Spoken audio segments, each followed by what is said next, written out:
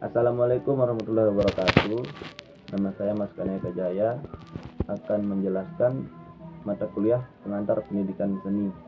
Dalam pembahasan ini, para mahasiswa akan diajak untuk memahami kemampuan dasar dan karakteristik seni dikaitkan dengan pembelajaran seni di sekolah. Melalui pemahaman kedua hal tersebut, diharapkan dapat meningkatkan persepsi tentang proses berkarya dan hasil karya seni anak didik di sekolah, serta dapat mempersiapkan, melaksanakan, dan mengevaluasi pembelajaran seni,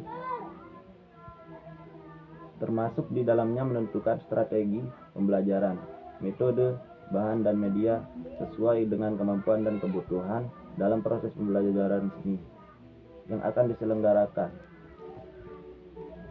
Untuk memperoleh kemampuan tersebut, akan dijelaskan tentang kemampuan dasar dan karakteristik seni yang akan disampaikan dalam dua pembahasan, yaitu A. Kemampuan dasar seni.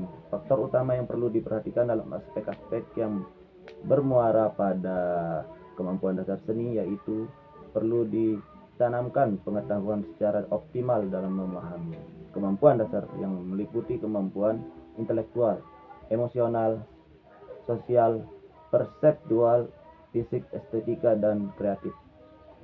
Karakteristik estetik. Perasaan estetik adalah suatu perasaan yang berhubungan dengan keindahan, baik berupa keindahan alam maupun keindahan yang dibuat oleh manusia, termasuk di dalamnya karya seni.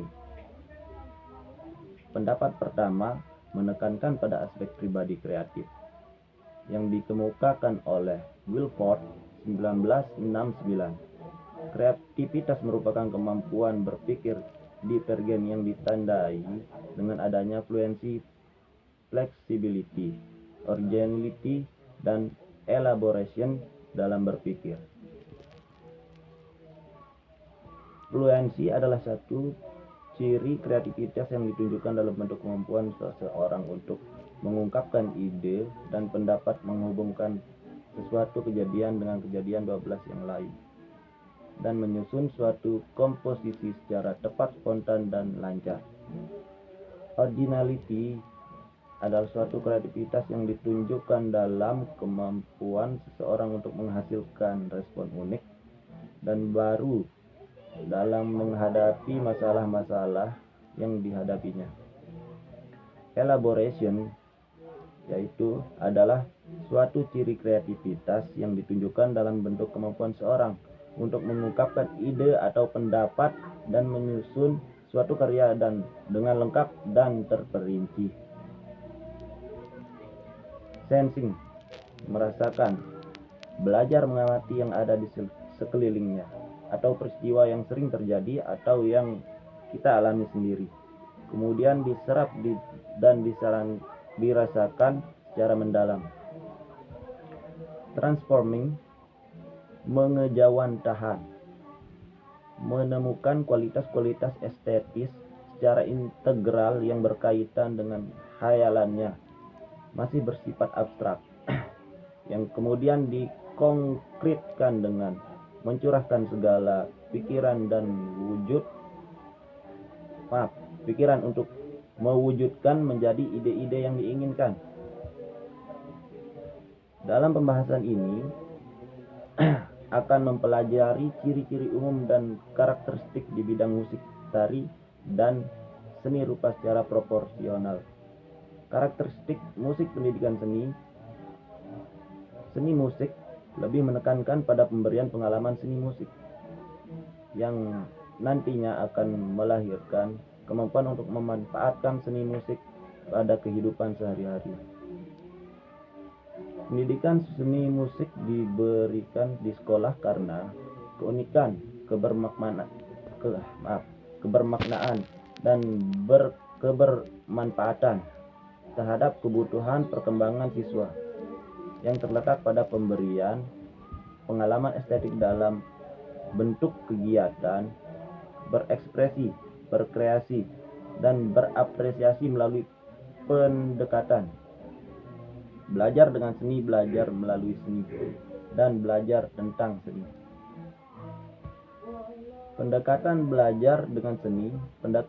Pendekatan ini menekankan pada proses pemerolehan dan pemahaman pengetahuan yang didapatkan dengan kegiatan seni musik misalnya. Siswa belajar menyanyikan lagu Indonesia Raya.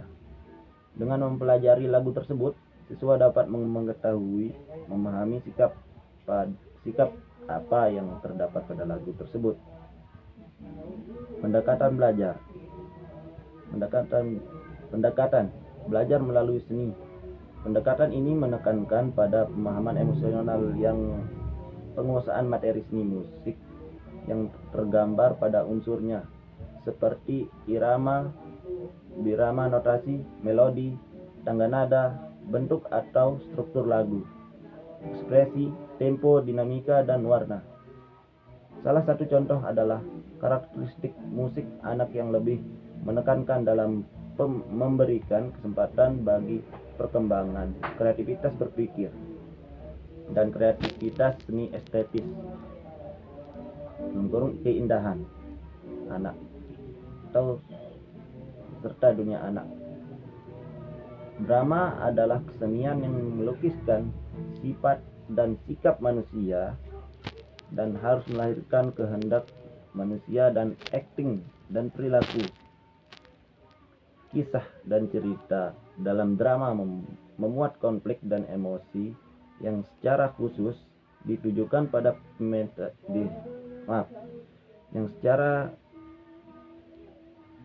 secara khusus ditujukan untuk pementasan teater. Kekokohan batin. Kekokohan batin amat diperlukan dalam pergaulan di masyarakat agar kita dapat menentukan sikap dan tindakan kita. Dan yang lebih penting dalam drama yaitu nilai-nilai pendidikan untuk mempertinggi sifat kemanusiaan.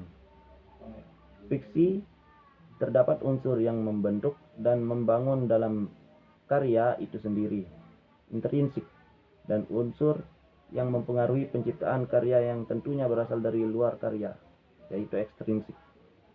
Seseorang pengarang drama dapat menghadapi kehidupan ini dari sisi yang menggembirakan, sebaliknya dapat juga dari sisi yang menyedihkan.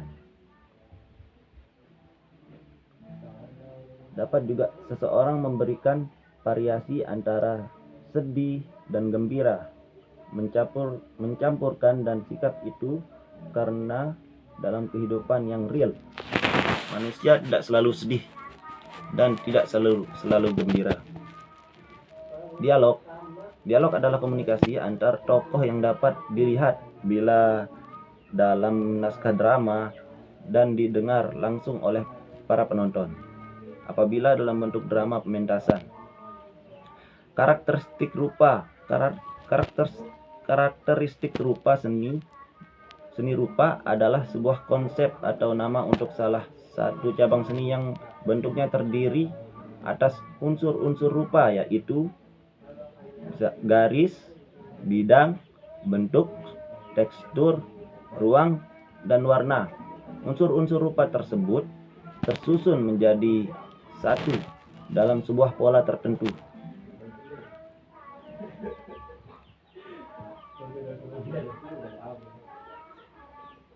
Bentuk karya seni rupa merupakan keseluruhan unsur-unsur rupa yang tersusun dalam sebuah struktur atau komposisi yang bermakna. Karya seni rupa dapat dibagi menjadi dua, yaitu karya seni rupa 2 dimensi dan karya seni rupa 3 dimensi. Karya seni rupa 2 dimensi adalah karya seni rupa yang hanya memiliki dimensi panjang dan lebar atau karya yang hanya dapat dilihat dari satu arah pandang saja. Karya seni rupa 3 dimensi. Dalam karya seni rupa yang dimiliki dimensi panjang, lebar, dan tinggi, atau karya yang memiliki volume dan 22 menempati ruang. Contoh: seni patung, seni kriya, seni keramik, seni arsitektur, dan berbagai desain produk yang lainnya. Seni rupa jika dilihat dari segi fungsinya dapat dikelompokkan menjadi dua, yaitu seni murni fine art, dan seni pakai terapan applied art. Yang tergolong dalam seni murni yaitu seni lukis, seni patung, seni grafis, dan sebagian seni kerajinan. Seni terapan atau seni pakai applied art adalah karya seni rupa yang dibuat untuk memenuhi kebutuhan praktis. Jika dikaji lebih dalam mengenai karakteristik seni rupa, kita akan melihat perbedaan dari cabang-cabang seni tersebut, terutama pada seni murni fine art. Namun di sisi lain, dari proses pembuatannya juga kita bisa melihat perbedaan yang sangat signifikan. Dalam seni patung kita sudah biasa menjumpai kerja gotong royong dalam pembuatannya. Dan biasanya memang patung tidak bisa dibuat oleh satu orang saja, apalagi dalam pembuatan patung-patung besar atau monumen. Dalam hal ini, pembuatan patung dilakukan oleh tukang-tukang yang memang sudah dibayar oleh senimannya, sedangkan seniman hanya memantau dan mencetuskan ide saja, dan pada akhirnya yang menggagaskan patung tersebutlah yang dikenal oleh masyarakat sebagai pembuat patung tersebut. Hal ini sebenarnya belum diketahui apakah memang benar bahwa pengerjaan atau pembuatan karya seni lukis yang dilakukan secara bersama itu tidak diperbolehkan atau bagaimana. Namun hal tersebut sejak dahulu sudah melekat pada kehidupan seni rupa yang condong mengikuti seni rupa barat. Perbedaan tersebut tidak hanya kita jumpai pada seni rupa saja, namun pada seni tari maupun seni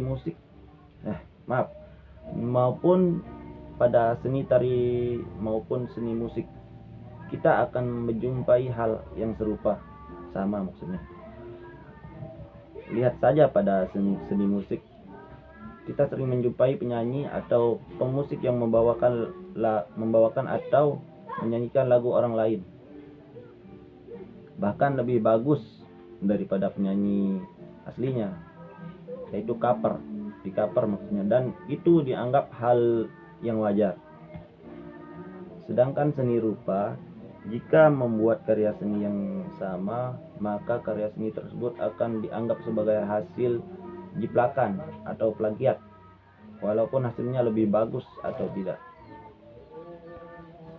Padahal jika dalam seni rupa kita bisa membuat karya seni yang sama, hal tersebut malah akan memberikan keuntungan bagi kehidupan seni rupa itu sendiri, yaitu kita bisa melestarikan lukisan-lukisan atau 24 karya seni yang memang limited dibuat oleh pelukisnya, terutama lukisan-lukisan legendaris seperti lukisan Mona Lisa dan lain-lain.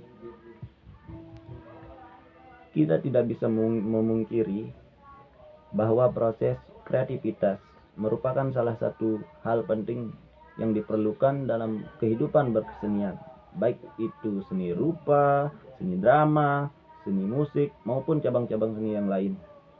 Sebagai calon perupa atau pelaku seni mengerti, mengenali, mempelajari, dan menyebarluaskan seni merupakan tugas utama, terutama seni di Indonesia. Seperti yang kita ketahui bahwa Indonesia kaya akan kesenian dan kebudayaannya.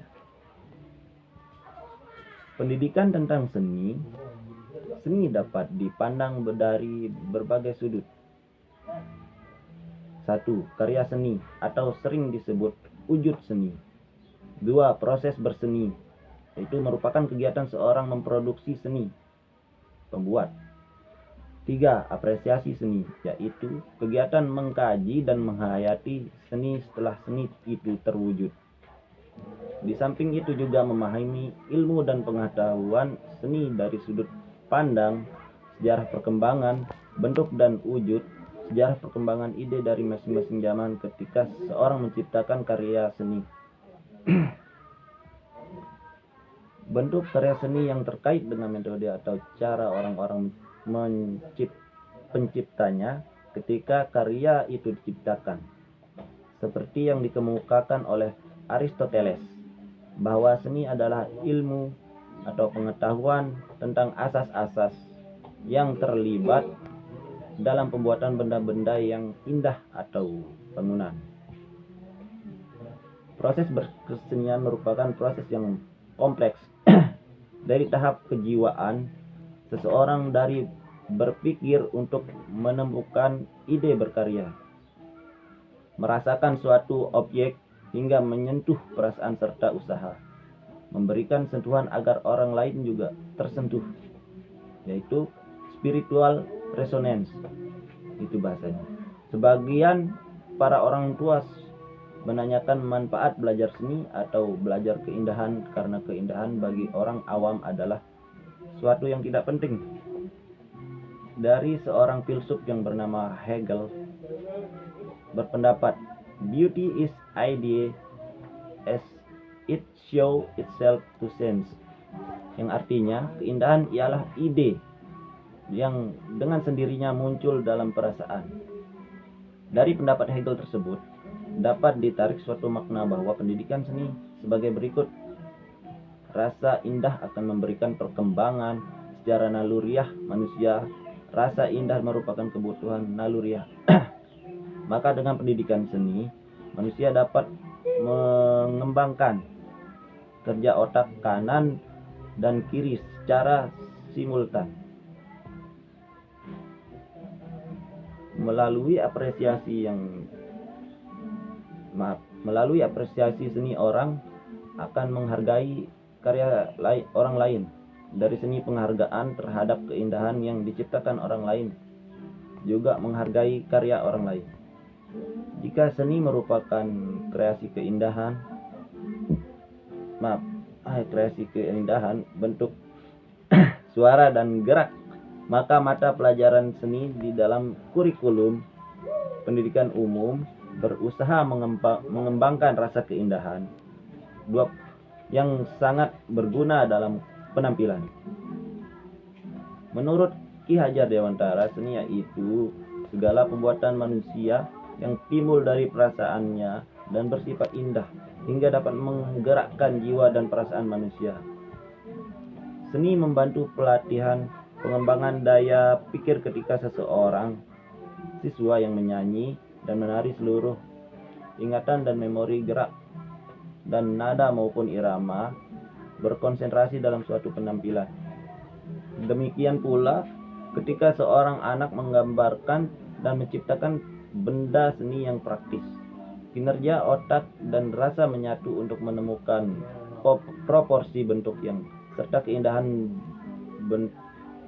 proporsi bentuk yang ideal, maksud saya, serta keindahan bentuk yang memuat pengetahuan tentang warna, bahan serta medium karya. Kegiatan berkesenian membutuhkan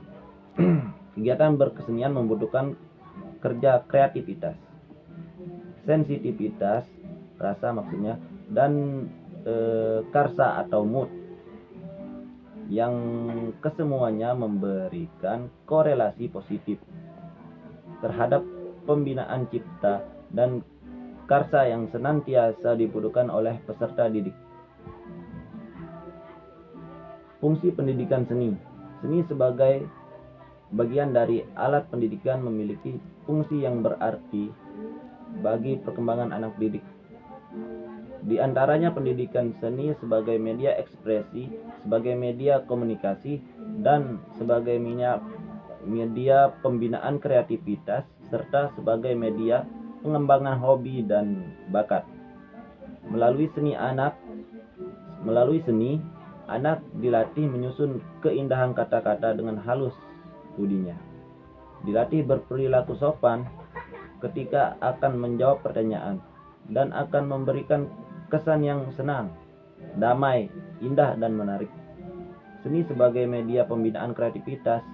Seseorang tokoh pendidikan yang banyak mengemukakan peranan seni dalam pendidikan adalah Herbert Reed, 1559. dalam pendapatnya mengatakan bahwa art is most simple and most usually defined as attempt to create pleasing form. Kreativitas dapat diartikan sebagai kiat seseorang untuk mempertahankan hidup melalui usaha yang ulet, tekun, dan inovasi sehingga tidak kekurangan akal dalam menghadapi kesulitan dan tantangan hidup. Pada dasarnya pendidikan seni adalah pendidikan kreatif, yaitu pendidikan untuk memberikan kesempatan anak untuk berkembang sesuai dengan naluri dalam memecahkan permasalahan yang dihadapi sehari-hari secara mandiri. Seni sebagai model pelatihan, pengembangan hobi dan bakat. Salah satu tugas pendidikan seni adalah mengenai potensi yang ada. Wujud atau kontur karya seni merupakan bentuk visual karya berupa gerak, suara, rupa yang berfungsi sebagai penampung gagasan dan ide. Secara ide, teknologi merupakan hasil budaya manusia untuk mempertahankan hidup manusia dengan menciptakan sarana prasarana baik melalui kegiatan penelitian dan percobaan yang disengaja maupun tidak. Menurut Konjaningrat 1981, teknologi merupakan salah satu hasil kebudayaan manusia dan meletakkan teknologi ke dalam deretan hasil budaya manusia sebagai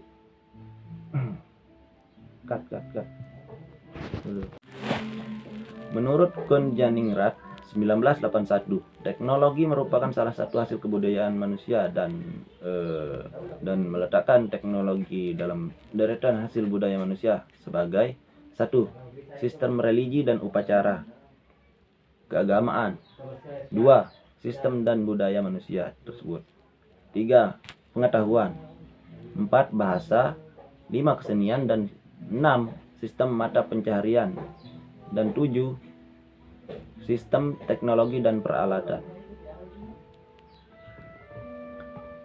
Pemanfaatan teknologi kerajinan dalam penciptaan karya seni suatu prinsip kerja teknologi tersebut dalam bentuk karya terapan seperti memproduksi karya seni suatu prinsip kerja teknologi produksi dalam bentuk karya terapan seperti memproduksi cindera mata, menenun kain, atau jenis yang segera dapat dimanfaatkan dalam kehidupan sehari-hari. Untuk menghindari kesalahan, seseorang membutuhkan keterampilan dan pengetahuan keteknikan yang kuat agar segala gagasan dan idenya berjalan lancar yang diwujudkan dalam karya seni. Sedangkan untuk kecepatan dan ketepatan merupakan unsur saling ukur di antaranya. Permintaan dikatakan tepat jika dalam waktu yang ditentukan dapat menghasilkan produk yang sesuai. Terima kasih. Itu saja mungkin dari saya. Assalamualaikum warahmatullahi wabarakatuh.